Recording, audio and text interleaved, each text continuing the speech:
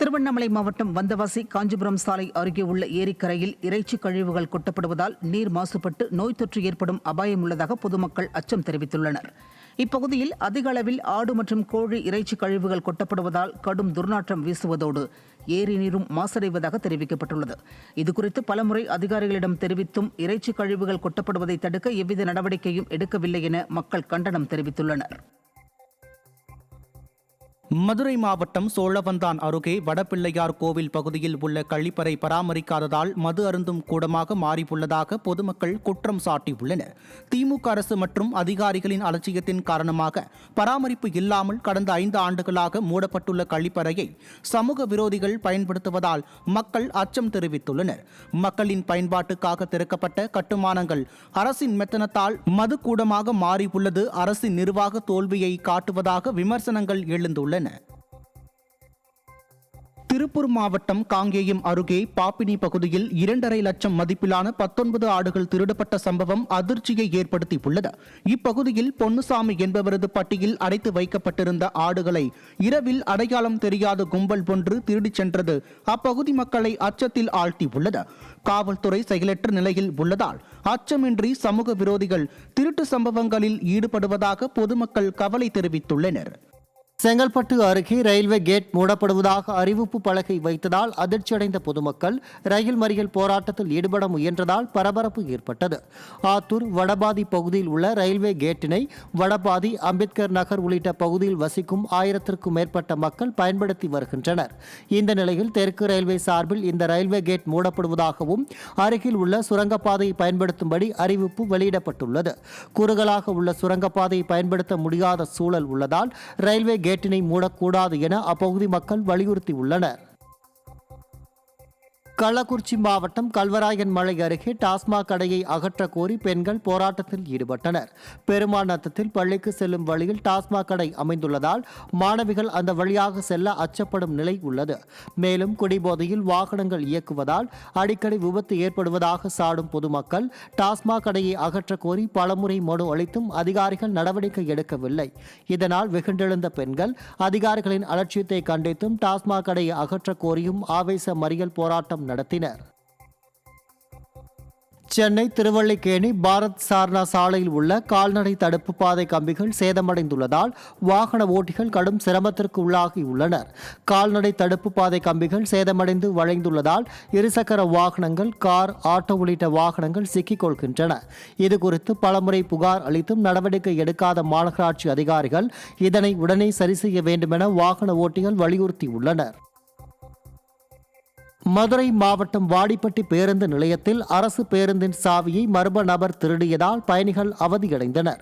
பயணிகளுக்கு நடத்துனர் டிக்கெட் கொடுத்து கொண்டிருந்த வேளையில் ஓட்டுநர் வெளியே நின்றபோது பக்கவாட்டு துவாரம் வழியாக மர்ம நபர் ஒருவர் பேருந்து சாவியை திருடியது குறித்து புகார் அளிக்கப்பட்டது. காவல்துறையினர் புகார் குறித்து அலட்சியமாக பதில் அளித்ததால் நடத்துனரும் ஓட்டுநரும் மாற்று சாவி தயார் செய்து பேருந்தை இயக்கினர். இதனால் பயணிகள் நீண்ட நேரம் காத்திருந்து பயணிக்கும் நிலை ஏற்பட்டது. திருவாரூரில் பராமரிப்பின்றி அவல நிலையில் உள்ள நீச்சல் குளத்தை புதுப்பித்து தர வேண்டும் என மக்கள் கோரிக்கையை விடுத்துள்ளனர். மாவட்ட விளையாட்டு அரங்கு பகுதியில் உள்ள இந்த நீச்சல் குளம் நீச்சல் வீரர்களுக்கு உதவிகரமாக இருந்த நிலையில் தற்போது திமுக அரசின் மெத்தனத்தால் கிடப்பில் போடப்பட்டுள்ளது.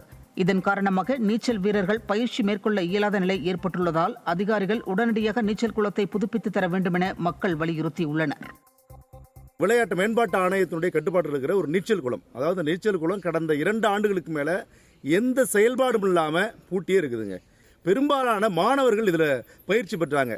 பெரும்பாலும் கோடை காலங்களில் விடுமுறைகளில் பெரும்பாலான மாணவர்கள் இந்த இடத்துல தான் பெரும்பாலும் பயிற்சியில் இருப்பாங்க. இந்த சுற்று வட்டாரத்தில், திருவாரூர் மாவட்ட சுற்று வட்டாரத்தில் இப்படி நீச்சல் குளம் எங்கேயுமே கிடையாது. நீச்சல் குளம் இப்போ பால் அடைஞ்சு 2 ஆண்டுகளாக கிடக்குது. சேலம் மாவட்டம் ஏற்காடு நகரம் கோடை விழா மலர் கண்காட்சிக்கு வேகமாக தயாராகி வருகிறது.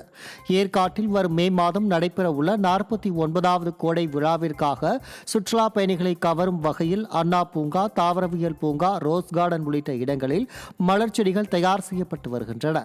இதற்காக balsam, zinnia, salvia, chrysanthemum, geranium, fancy, petunia, marigold, aster, gaillardia போன்ற 40 வகை மலர்களால் 2 லட்சம் மலர் செடிகளின் விதை சிலைகள் மலர் படுகைகளில் நடப்பட்டு பராமரிக்கப்படுகிறது.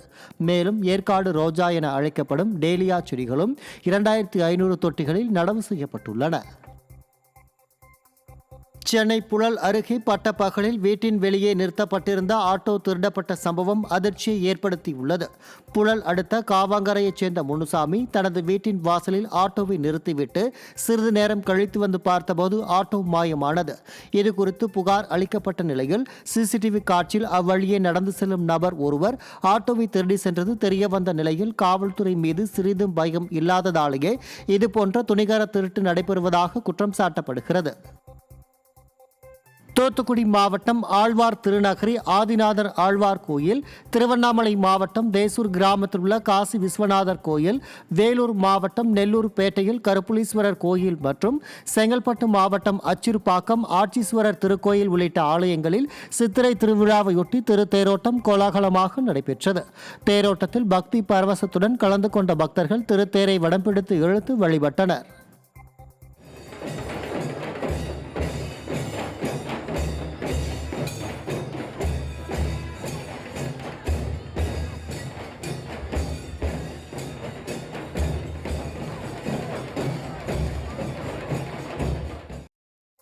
திருவண்ணாமலை மாவட்டம் வந்தவாசி நகராட்சிக்கு சொந்தமான பூங்கா உரிய பராமரிப்பு இன்றி காணப்படும் நிலையில் சீரமைத்து தர நகராட்சி அதிகாரிகளுக்கு பொதுமக்கள் கோரிக்கை விடுத்துள்ளனர்.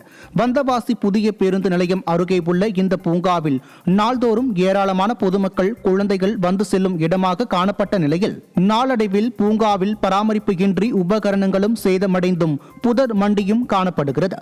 தற்போது முற்றிலும் பயன்படுத்த முடியாத நிலையில் காணப்படும் இப்பூங்காவை சீரமைத்து தர நகராட்சி ஆணையாளரிடம் மக்கள் கோரிக்கை மனு அளித்துள்ளனர். தூத்துக்குடி மாவட்டம் கோவில்பட்டியில் அங்கன்வாடி மையத்திற்குள் புகுந்த பாம்பை தீயணைப்புத் துறையினர் மீட்டனர். கோவில்பட்டி புது கிராமத்தில் செயல்பட்டு வரும் அங்கன்வாடி மையத்திற்குள் திடீரென பாம்பு ஒன்று புகுந்ததால் குழந்தைகள் பாதுகாப்பாக வெளியேற்றப்பட்டனர். பின்னர் சம்பவ இடத்திற்கு வந்த தீயணைப்புத் துறையினர் பாம்பை பிடித்து வனப்பகுதியில் விடுவித்தனர். நிர்வாகத்தின் அலட்சியத்தால் குழந்தைகள் உயிருக்கு ஆபத்து ஏற்படும் சூழல் ஏற்பட்டு உள்ளதாக பெற்றோர்கள் அச்சம் தெரிவித்துள்ளனர். ராணிப்பேட்டை மாவட்டம் அம்மூர் காப்புக்காட்டில் விலங்குகளை வேட்டையாட முயன்றவர் சிக்கினார். வானப்பாடியை சேர்ந்த குணசேகர் என்ற இளைஞர் தண்ணீர் தேடி வரும் வன விலங்குகளை குறிவைத்து வேட்டையாடுவதற்காக வனப்பகுதியில் சுற்றித் திரிந்த நிலையில் சிக்கினார். அவரிடம் இருந்து ஒரு நாட்டு துப்பாக்கி, இருசக்கர வாகனம், செல்போன் மற்றும் 11 நாட்டு வெடிகுண்டுகள் பறிமுதல் செய்யப்பட்டன. கடந்த 5 ஆண்டுகளாக தமிழகத்தில் நிலவும் நிர்வாக சீர்கேட்டால் நாட்டு மக்களுக்குத்தான் பாதுகாப்பில்லை என்றார். காட்டு விலங்குகளுக்கும் பாதுகாப்பில்லாமல் போய்விட்டதே என மக்கள் விமர்சிக்கின்றனர்.